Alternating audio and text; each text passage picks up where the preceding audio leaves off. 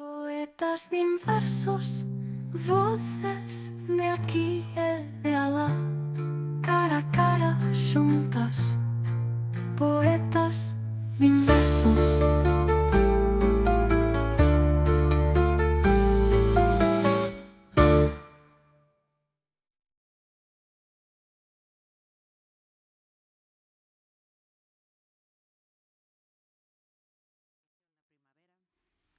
Exultantes e liófilos, leitoras de Roberto Juarroz ou de Franco Grande que faleceron tal día como hoxe, desexosas de abril a piques, lusófilos de toda condición, seareiros do Made in Galiza, regueifeiras afeccionadas, angolanos na Coruña, africanistas, estudantes de portugués, ecoloxistas da República das Palabras, improvisadoras da emoción, veciños da Agra do Orzán, curiosos dende outros recantos, público habitual, puntuais de última hora, amigos e amigas.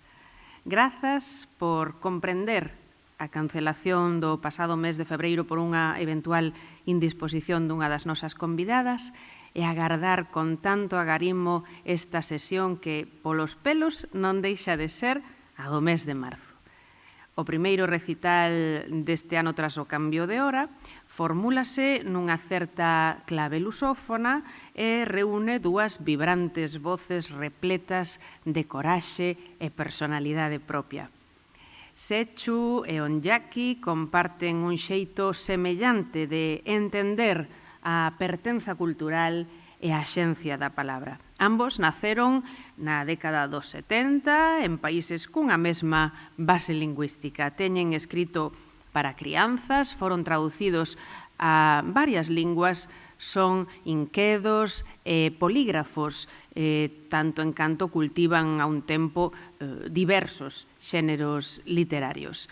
Pero comecemos polo que naceu en Padrón, en 1972. Licenciado en Filoloxía Galego-Portuguesa, Sechu Sende é profesor de Lingua e Literatura nun instituto de Vila de Cruces e constitúe un valioso activista, ademais de creador de poesía oral, escrita e audiovisual, e tamén un gran regueifeiro. Aínda que desenvolveu unha recoñecida obra narrativa, iniciouse como poeta nos 90, vinculado ao colectivo Serán Vencello. Como esta que vos fala, foi un dos fundadores do noso querido proxecto editorial Letras de Cal. E, de feito, neste viu a luz o seu primeiro poemario, que databa de 1998. Titulábase Odiseas.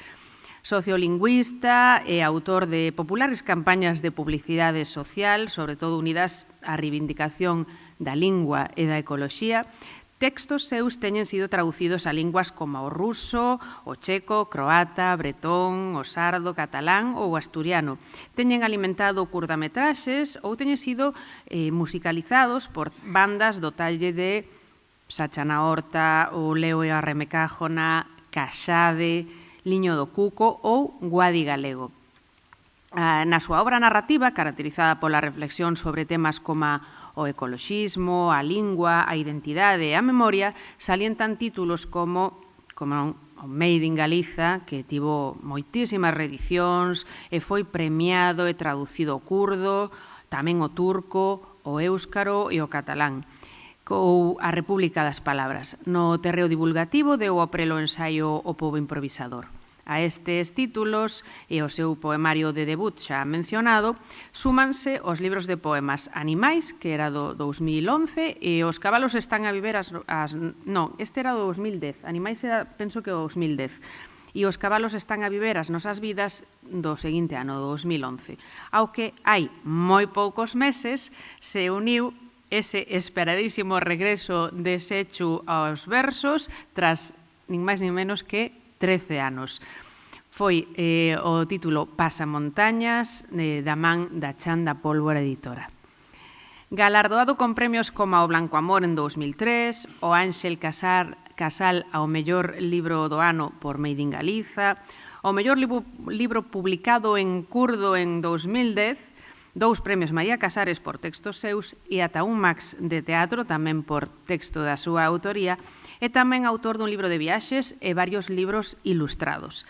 Finalmente, Sechu utiliza a poesía nas redes sociais, na publicidade social, na pedagogía, moito, e na música. No campo da improvisación oral participa no movemento da Nova Regueifa. Xa había tempo que desexábamos contar co seu xenio, talento e sentido do compromiso. Así que vai ser un gustazo escoitar este serán a Sechu Sende.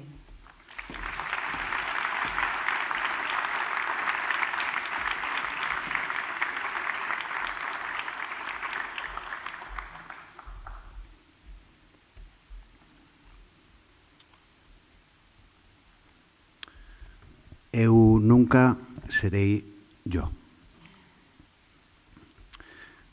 Busco amante galegofalante. Eu de maior quero ser muller.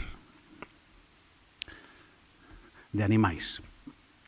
Porque tiña paxaros na cabeza e borboletas no estómago, e lobos na gorxa, e cabalos nos brazos, e ras nas costelas, e vacas nas pernas, e grilos nos ombros, e corzos nos ollos, e unha truita no corazón.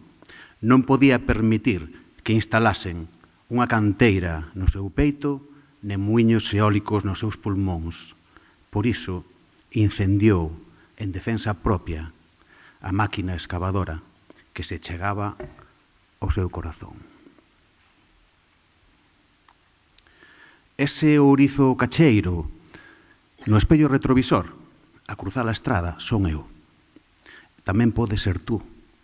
Por cada ourizo cacheiro, esmagado ao intentar cruzar a estrada, moitos outros conseguimos atravesar a salvo. Somos a nazón dos ourizos cacho. O noso país non ven nos mapas oficiais, é verde e azul, ás veces negro. Há moitas pedras, miñatos, miñocas, caracois. Eu gosto das bacalouras, mas o noso país foi invadido polos sacos de plástico, as latas oxidadas, os velenos, as máquinas excavadoras, e é verdade que moitos ourizos cacho aparecemos mortos nas estradas ao mencer. As luces acaban con moitos ourizos cacheiro. Sentimos pena e raiva polos que perdemos, mas debemos pensar que os que estamos aquí somos moitos, moitos e moitas máis e non van poder connosco. Cando vexades un ourizo cacheiro esmagado na estrada, pensai nos que conseguimos cruzar o outro lado. Somos nós. Aquí estamos. Continuaremos a falar a nosa lingua libre e selvaxen. Os ollos das nosas fillas e fillos brillan como estreliñas na noite. Nos nosos soños crece a liberdade. Venceremos a morte, as pedras, os estalitroques, a lúa, os vagalumes. A vida están connosco e con noso idioma. Agora e sempre.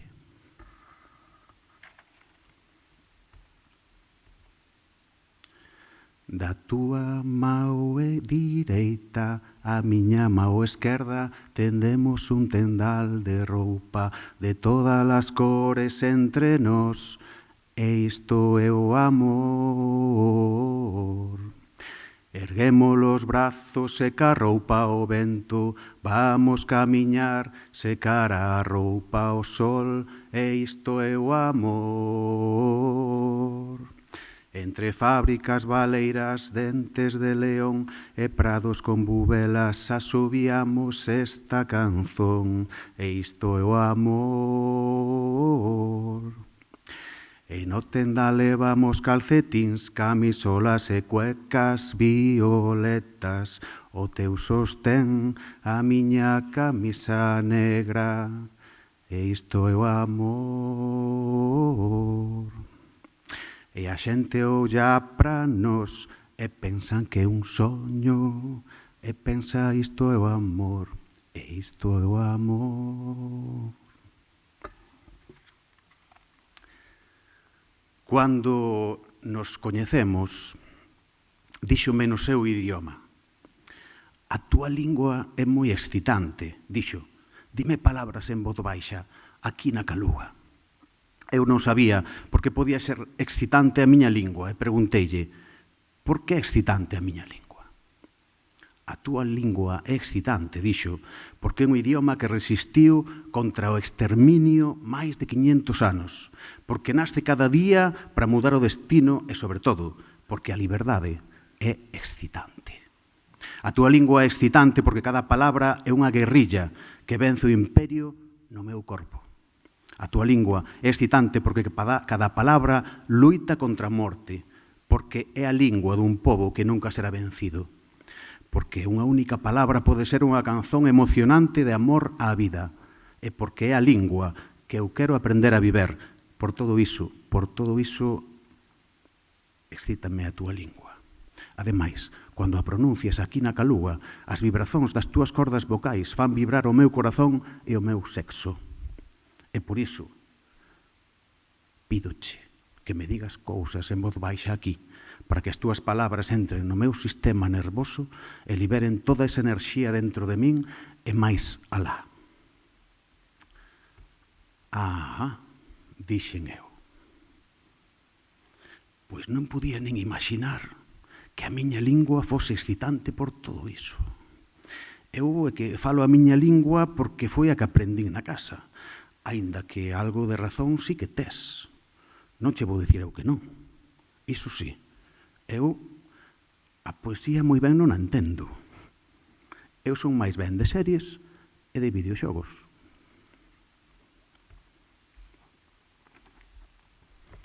Narco palabras.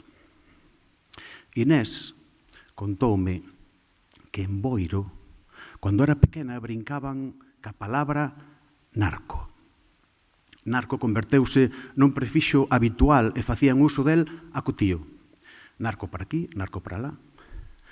Íamos ao narcosúper, comprar narcopiruletas, tiñamos unha narcohorta con narcotomates, íamos bañarnos a narcopraia, estudar a narcoescola, facer narcoexames e víamos pasar a narcovelocidade as narcoplaneadoras pola narcorría. A xente maior ía ás narcofestas, ollar as narcoorquestras, ao narcoconcello, ao narcoabogado, á narcoconserveira Gealsa e vían pasar a narcoguardia civil. No barco bar, líase o narcoxornal La Narcovoz de Narco Galicia. Comían no narcorrestaurante, ían comprar roupa a Narcozara, e na narcotele aparecía todos os días o narcopresidente a falar do narcogoberno das narcomaravillas. Era moi divertido de Inés xogar aquel xogo das palabras, o xogo das narcopalabras.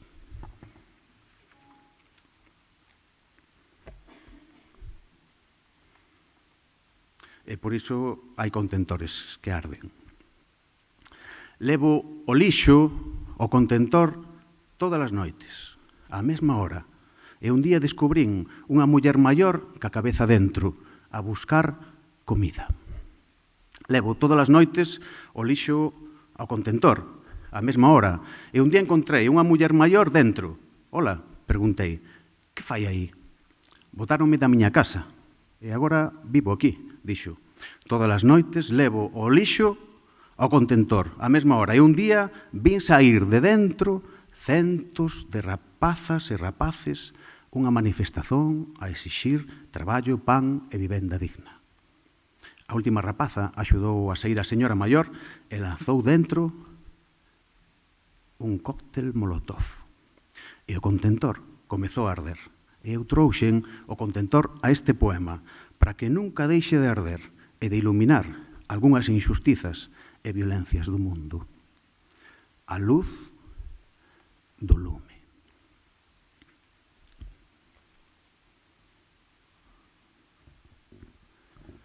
Cando alguén lle puxo lume á palleira que está ao lado da nosa casa, morreron 7 cabras no Courel. E o lume pasou no solousado e ardeu, e comezou a arder a casa, e menos mal que chegou a corroceta dos bombeiros, e apagou o lume antes de que ardese todo. Na nosa aldea, há 4 veciños, 4 veciñas e 20 cámaras de videovigilancia diante das portas, porque nos últimos anos arderon varias casas. Un dos operarios, que están a por a lousa no lousado da nosa casa, é un rapaz calado. Dicen que hai uns anos foi de noite ao cemiterio, abriu a tumba do seu pai e foi, ca súa cabeira, de copas polos bares. Pousaba o cráneo na barra, pedía 2 cubatas e brindaba. unha vez pola vida, outra pola morte. Hoxe ollei pola porta da palleira que ardeu e ali estaba un papo ruivo a cantar encima da cabeira dunha cabra. Comeza a primavera. E agora vou facer unha cousa. Eu trouxen un pasamontañas. Este é o poema preferido de miña nai no libro Pasamontañas. Entón vou por o pasamontañas.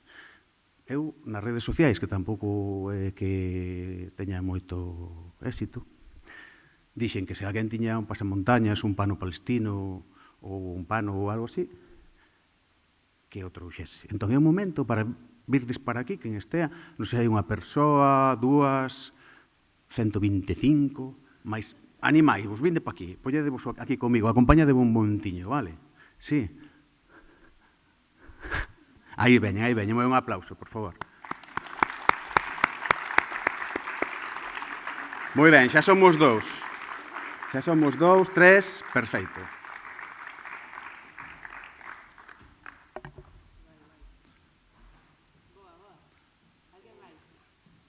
Aí vai. Obrigado. Vinde, poñémonos aquí. Aí vamos.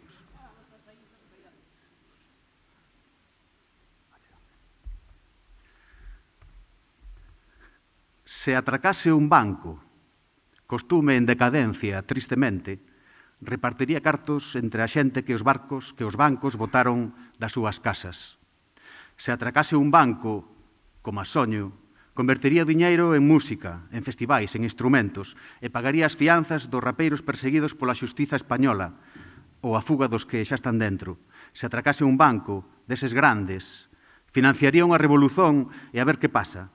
Desas nas que o pobo é quen máis ordena, que defende os dereitos humanos e as rosas por riba do diñeiro. Se atracase un banco, como no cine, pagaría un filme sobre ladróns e xustiza poética, onde os malos son os presidentes dun banco e unha compañía eléctrica, como na vida real, como sabemos. Se atracase un banco, e xa me emociono, financiaría organizacións que luitan contra estados que reprimen os dereitos das persoas e dos povos, como Estados Unidos ou o Reino de España. Se atracase un banco, oxalá, podería enviar diñeiro para axudar a libertar Palestina, Kurdistán ou a Galiza, por exemplo. Se atracase un banco, por que non, e roubase a ladróns de luva branca, con fortunas gañadas suxamente con corrupción política, trata de nenas e mulleres, tráfico de armas, exploración laboral, entre outras fontes de ingresos dese estilo, non levaría pasamontañas para que a miña nai estivese orgullosa do seu fillo. Se atracase un banco e, despois de todo iso, escribiría un poema de amor e compraría unhas galiñas.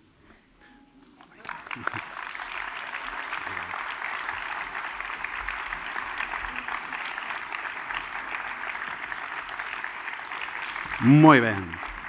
Pois agora quería facer un xogo. Dixo Yolanda que era improvisador de poesía. Entón, vou apuntar aquí palabras que me digades, vale? E vou improvisar un poema. Pero teño que escoitar palabras. 5, 6... Vos decidime, vou apuntando e despois improvisoas. Improviso un poema, vale? Decidme palabras, veña, animai-vos de aí. Submarino. Ronsel. Ui, altri. Como? Berce. Berce, moi ben. Outra? Carballo. Lume, para acabar está ben. Lume. Xa chegaches tarde. Vamos logo, veña, aí está. Unha melodía do Courel, de Manuela Darnado.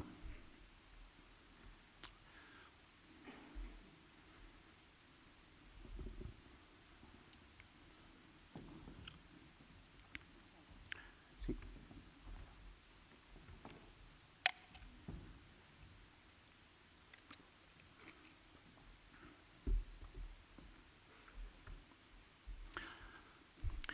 A poesía abre portas entre amigas e amigos. Mergulla no corazón como fose submarino. Estades na escuridade entre a Coruña e o Courel. Eu podo ulir os lobos e seguir o seu ronsel. A súa forza move o mundo como aquí nesta canzón. E nos para defendernos, aí berramos al trinón. Levámolo desde agora, defenderemolo sempre. Por nos baixa o río Ulla, ata o mar desde o Berce. Levamos nas maus cireixas, porque canto eu non calo. No voso corazón nacen unha ofrenda de carballos. E se non nos dan a paz, faremos sinais de fume. Somos un pobo que loita e nos sempre temos lume.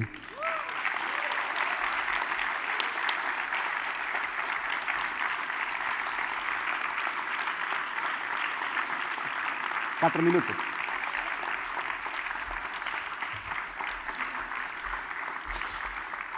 Vai unha historia en verso dun dos meus animais preferidos. Voz. O día que morreu a Aurora, a viciña do primeiro A, alguén dixo: e que facemos co seu corvo? Ali estaba, cunha tristeza de corvo, a ollar o horizonte pola xanela. Trouxen o corvo para a miña casa, e a primeira noite contaxioume unha dor de penas negras. Morreu Aurora, díxenlle. Sinto moito, díxenlle. Era unha boa muller, díxenlle. Esta agora é a túa casa, díxenlle. Boa noite, díxenlle. E el dixo: boa morte. E fechou os ollos. Era un corvo que falaba, e fiquei ollando para el, grande e engruñado, triste. Ao acordar, deume o bon día. Bon día, dixo en voz baixa. E boa morte, dixo outra vez á noite. Pasou o día en silencio. Telefonei a súa filla, a filla de Aurora. Sí, faime compaña, dixen. Sí, cando era pequeno eu tivera un canario. Sí, seguro, non é ningún problema, non molesta. Mas agora está un pouco triste. Sí, a verse pouco a pouco. Por certo, como se chama? O corvo chamase Voz. Voz. O terceiro día, cando entrei na cociña, o corvo díxome: quero estrelas. Como? Quero estrelas. Estrelas, estrelas, repetiu. Parecía un corvo maior. Eu levaba 10 anos a viver no predio, o corvo xa moraba ali cando eu cheguei. Ao seguinte día saudeino: bon día. E el dixo: corazón. Ou iso foi o que entendín. Corazón, corazón, repetiu. Corrín as cortinas, entrou a luz, comecei a escrever as palabras do corvo nun caderno azul. As palabras do corvo. Cada vez que falaba sorprendíame. Supoño que se fose un corvo que tivese crecido nun bar, nunha taberna, diría outras cousas. Mas aquel corvo era o corvo de Aurora. E Aurora era unha muller que sempre levaba un libro na mao. Convidei a filla de Aurora a un café. Ela pediume acompañala ao apartamento da mai. Era Lucía. Entramos xuntos e preguntouse: cuántos libros haberá aquí? A biblioteca ocupaba o todo. Tamén había libros pendurados do teito como morcegos. A maioría son de poesía, dixo Lucía. Costaba moito de ler, dixo. O corvo ás veces di cousas, dixen en voz baixa. Ela líalle en voz alta. Podía ler durante horas. O corvo ás veces di cousas, repetín. Cando era pequena eu fechaba os ollos e ouvía e gostaba de sentir cousas que nunca máis sentín. O corvo, voz, cada día fala máis, dixen. Levaba con ela moito tempo, máis de 20 anos. Agora fala moito e di cousas extrañas. Desde que chegou á casa non deixa de dicir cousas extrañas. Será poesía, dixo Lucía. Fíxose camao, apañou 2 libros do sofá e entregoumos. Eran 2 libros de poesía. Diarios da prisón de Ho Chi Minh e Uxiano Boneira. Lembro que o corvo gostou moito dos diarios de prisón. Ficou en silencio, ouvindo atentamente as miñas palabras. É un libro pequeno. Tamén eu gostei de lelo e ouvir así a miña voz con esas palabras traducidas do Vietnam. Logo puxose a falar. Eu abrín o caderno azul e escribín. E continuei escribindo as palabras do corvo. Cando chegaba do traballo buscaba tempo para poder ler os libros que me deixaba Lucía. Pouco a pouco a miña casa foi enchendo de libros e o caderno de voz ia enchéndose de palabras. Miña mai tería gostado de saber que os seus libros están aquí agora. Eu pasaba horas léndolle en voz alta. Ás veces ficaba dormido así. Ás veces vou á librería do bairro e apaño algún libro de poesía. Nalgún momento pensei en pasar a limpo as palabras de voz, porlles un título, enviar o libro a un premio literario ou a unha editorial. Cada vez gosto máis do seu estilo. De feito, continuo a pensalo. Polo que estou a ver, despois de ler poesía durante todo este tempo, a poesía de voz é máis interesante que algúns dos libros da poesía que coñezo. Seguramente gañase algún premio importante. Quen o vería? Un corvo. Un corvo, voz principal da literatura actual. Mesmo podría gañar o premio Autor do Ano. E logo, con sorte, chegarían as traducións e sería un fenómeno mundial. Desde que leo poesía, teño moita imaginación. Emocionome con cualquier cousa, mas gosto de soñar que un corvo entra na historia da literatura. Algún día comentarei a Lucía, aínda que non me atrevo. Tamén non me atrevo a dicerlle que a quero. Ás veces ela fica connosco e lemos poesía xuntos. E logo ouvimos a voz, que sempre ten vontade de falar despois dun bon libro. Agórame para sempre, exclamou hoxe voz. Antes de fechar os ollos e ficar dormido, entre a cabeza de Lucía e a miña, Lucía repetiu, agórame para sempre. E eu escribín no libro de poesía de voz, agórame para sempre. Lucía suspirou, fomos á cama xuntos, a poesía mudou a miña vida. E mañá será outro día. Obrigado.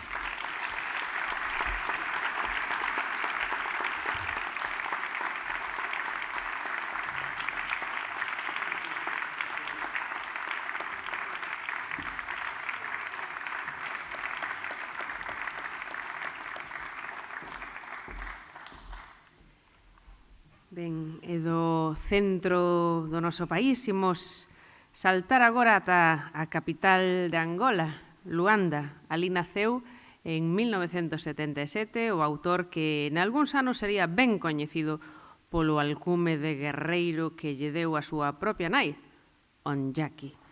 Sociólogo pola Universidade de Lisboa, ele é doutorado en estudos africanos e reside actualmente no Brasil.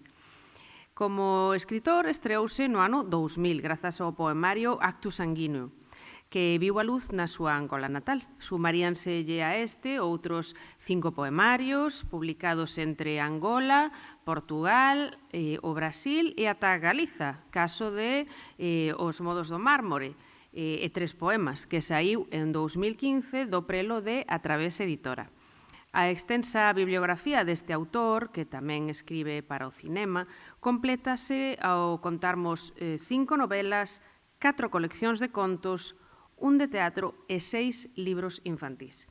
Membro da Unión de Escritores Angolanos e traducido a idiomas como o castelán, alemán, italiano, sueco, francés, serbio, inglés ou chinés, recibiu prestixiosos premios internacionais como o Sagrada Esperanza en Angola no ano 2004, o Xosé Saramago en Portugal 2013 ou o Premio Literatur Monde no ano 2016 co seu libro Os Transparentes. No ano 2023, a Universidade de Évora outorgoulle o Premio Virgilio Ferreira polo conxunto da súa obra.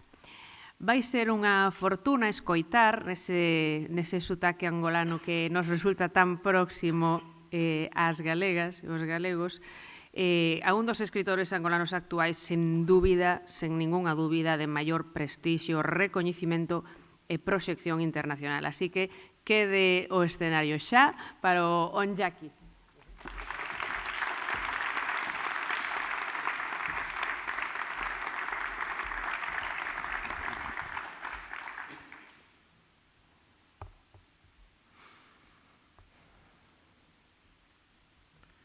Como o Setio cantou, não é bem cantar, essa é uma música. Essa música está num álbum do Gilberto Gil, cantor brasileiro, e eu acho que o álbum chama-se O Sol de Oslo.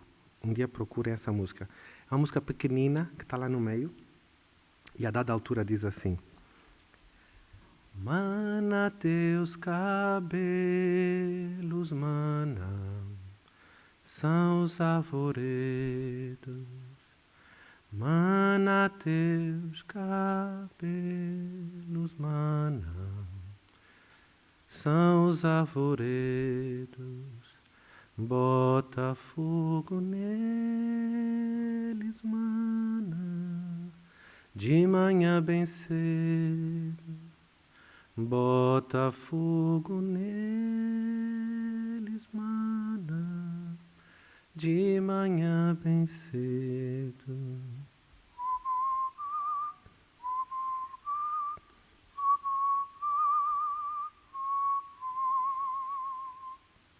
Estava sentado, aberto a um poema, e apareceu a minha mãe. Eu apareci ao lado dela. Acho que foi com a minha mãe que aprendi a olhar o olhar dos velhos, as mãos bonitas dos velhos, os gestos dos velhos, dar beijinhos nas bochechas das pessoas que chegavam, foi a minha mãe.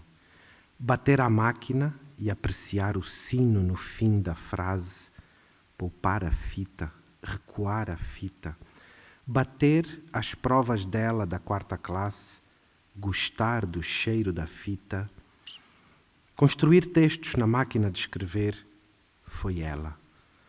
Tomar banho na praia com a mana Chi, sábado, fim de tarde, nus, foi ela. Um dia vieram as alforrecas picar-me o corpo todo, incluindo o pirilau, dancei bungula. A respeitar os medos dela e os meus, e os barulhos e os sonhos, foi a minha mãe que me ensinou a manejar a língua portuguesa, fazer redações bonitas, foi ela.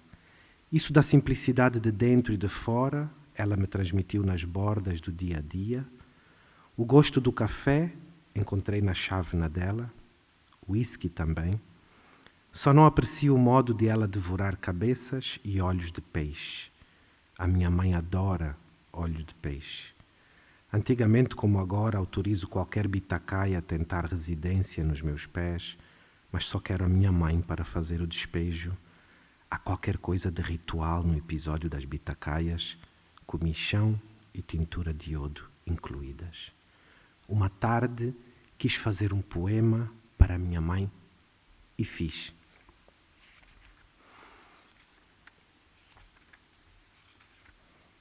Eu nunca leio esse poema. Esse poema eu fiz para a minha mãe há muitos anos e, bom, eu espero que ela seja feliz com isso. Eu leio-lhe o poema, ela esquece. Aí outra vez estamos a falar, ela diz: "Oh filho, nunca fizeste um poema para mim." Eu disse: "Tá bem, mãe, então hoje vou ler um poema para ti." Eu leio. Bom, agora quando chegar a Luanda vou ler outra vez para ver se... Bom, este foi de um livro antigo chamado Materiais para a Confecção de um Espanador de Tristezas, mas há este livro um pouco mais recente, chama-se Há Gente em Casa, e tem uns poemas não tão curtos, que não é o habitual. Normalmente os meus poemas são bem curtinhos. Esse da mãe não é dos curtos, e este chama-se Oxalá os Pássaros. Só esta é a tua, não é? Tens muitos segredos? Está em baixo. Senão ia dizer.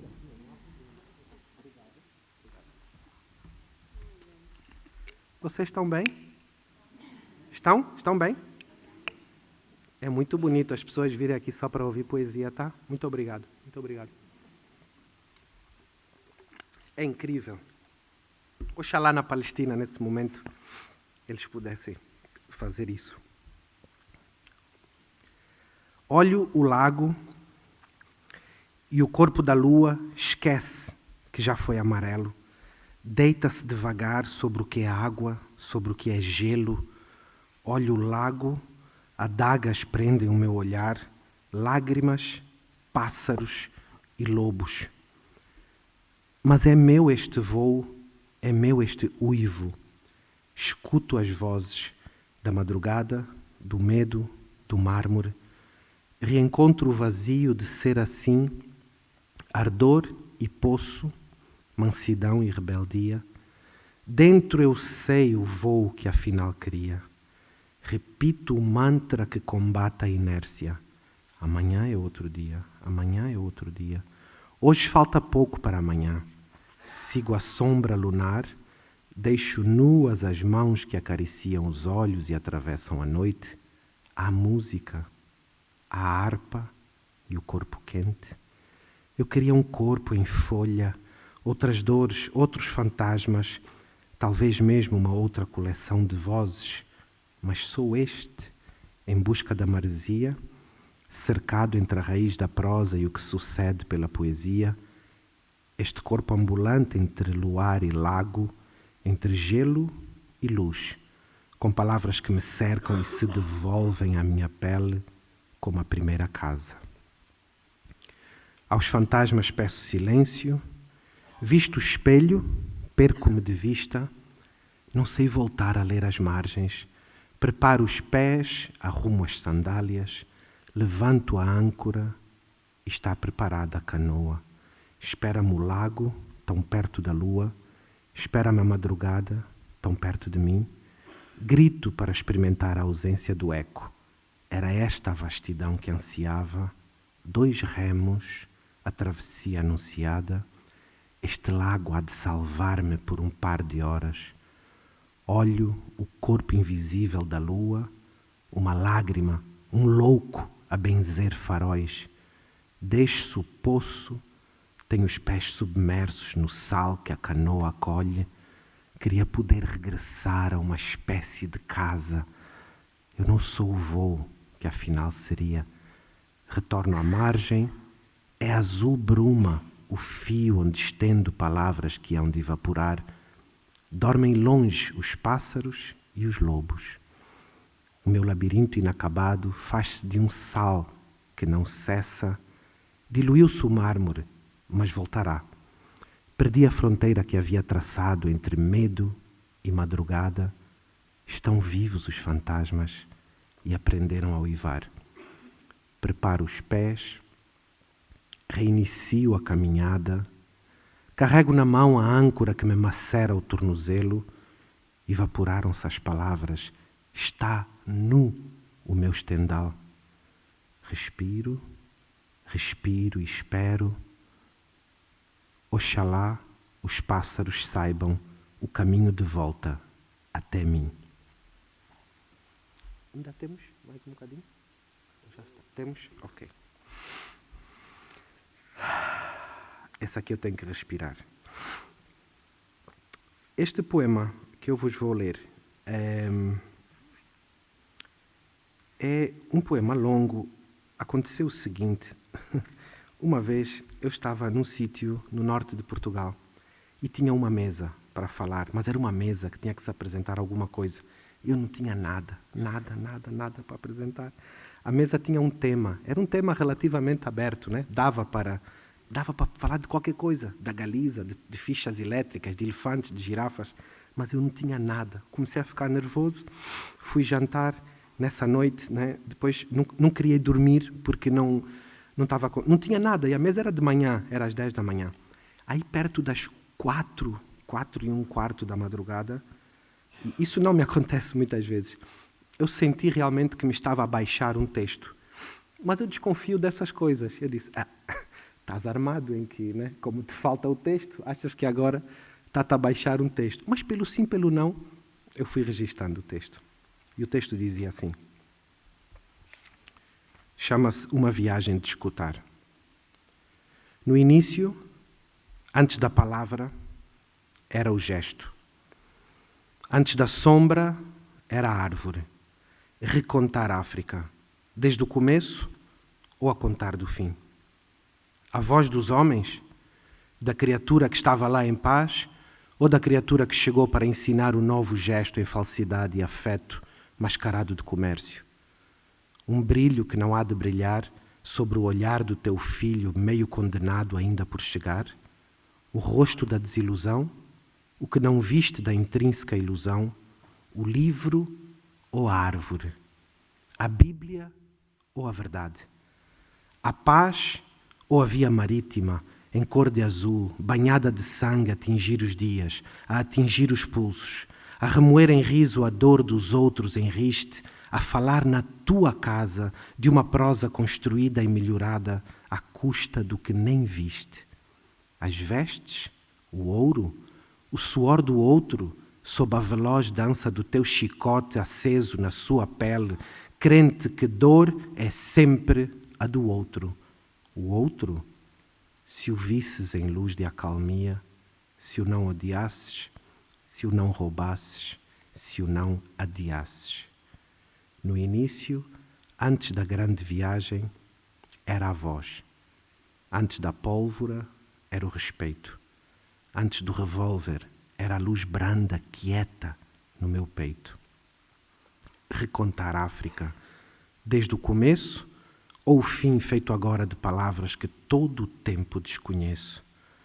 O cinismo na voz de quem chega e corrompe, a crueldade de quem se corrompe e com dinheiro e sangue na mão vende a terra, entrega o irmão. Terá a nossa voz coragem de falar de um tempo que engloba todos os tempos, o antes, despido de tudo que se constrói para atacar o outro e reduzir a neblina da nossa culpa, a sabedoria de olhar para dentro, a coragem de refazer todos os gestos e abençoar pela chuva o corpo das árvores, o olhar da semente, o corpo das crianças. Um tempo que fosse novo e ajustado a um mundo ao qual finalmente chamássemos nosso e fosse nosso por se saber nas mãos limpas de um novo destino. A maresia ou o petróleo? A paz do brilho ou o brilho do diamante apontado contra quem nos dá tão pouco, a favor de quem tanto leva, sabendo que compra com esse pouco o tanto mais que fica a dever? O relógio ou o tempo? Há um tempo que traz a cura e se faz veloz, perto do coração dos homens. Hoje não sabes, porque a vida parece sempre cedo demais. Há uma qualquer voz que chegará com a notícia.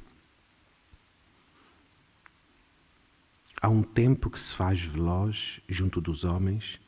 O seu nome é o corpo de um rio, sob as garras de um bicho que não morde, de uma corda que só estica à força de ser branda. Há um tempo que se faz brando junto dos homens. O seu corpo imita um rio. É um riso, é um bicho.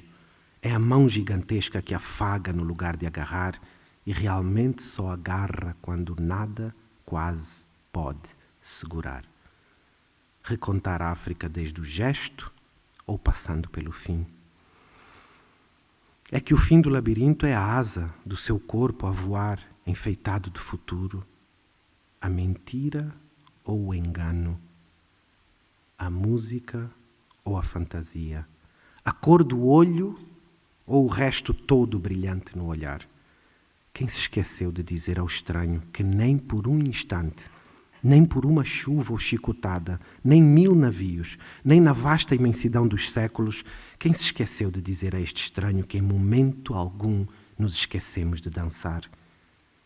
Quem omitiu que o nosso sonho vinha de longe, pela voz do mar, pelas falésias, pelas pedras no deserto, pelo rumor na floresta, pelo sal, pelo vime, pelo peixe, pelo corpo da noite e pela voz nunca calada dos mais velhos? Quem omitiu ao estranho que o nosso sonho vinha de um tão longe, já sem geografia de lugar, de um segredo tão puro que nenhum ponto cardial humano o saberia encontrar? Quem se esqueceu de anunciar que há segredos que não são coisas nem parte de um lugar, São gestos em força, paridos pelo lado rupestre do mar. Não há como encontrar a parede de um labirinto tecido com o que sobra de um olhar e uma nova construção a rir, na ponta dos gestos criativos de uma criança sempre a chegar, a afagar, a chegar, a conchegar, a desafiar, a tocar, a chegar, a afagar, devagar. Os mais velhos falaram. Antes do homem era a árvore. Antes da vida era o antigamente. No fim, depois da palavra, será o gesto. Mana, teus cabelos, mana, são os arvoredos.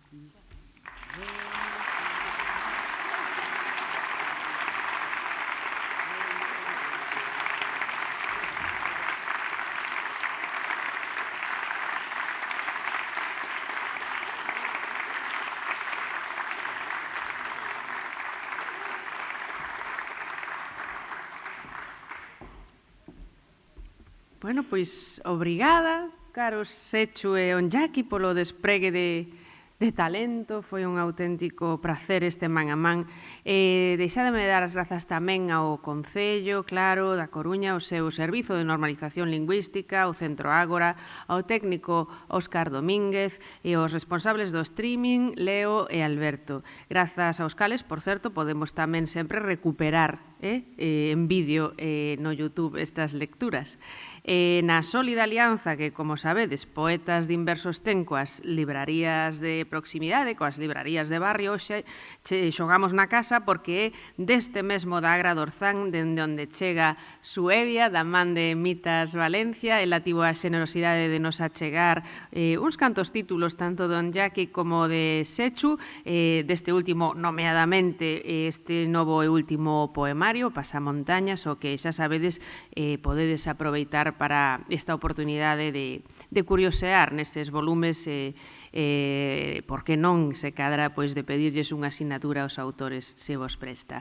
Grazas, Mita, por facilitarnos iso, e grazas tamén a todos e todas vos por comprenderdes as baixas das poetas que se indispoñen e por regresar coa mesma ilusión a estas citas mensuais con mellor da poesía do noso país e doutros que tamén poetizan na mesma lingua.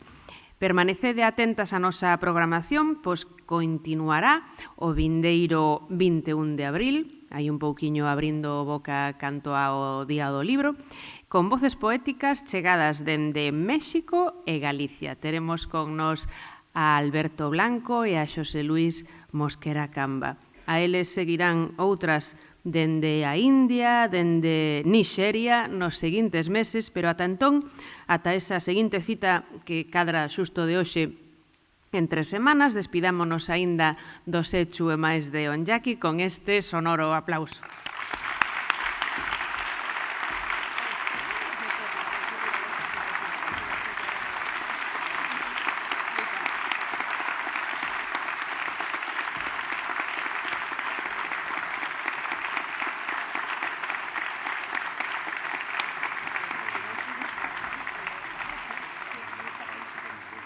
Poetas de inversos, voces de aquí e de alá, cara a cara xuntas.